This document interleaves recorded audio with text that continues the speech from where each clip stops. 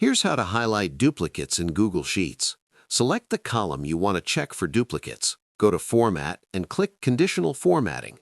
In the panel that appears, change the Format Rules drop-down to Custom Formula.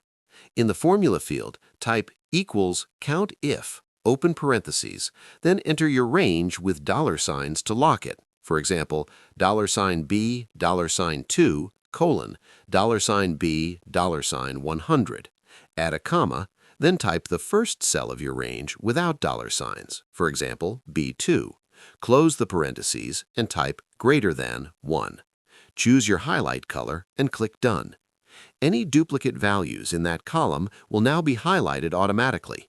And since this is conditional formatting, it updates dynamically. As soon as you delete a duplicate, the highlighting adjusts instantly. If this helped you out, hit that subscribe button for more straight-to-the-point Google Sheets tutorials on step-by-click.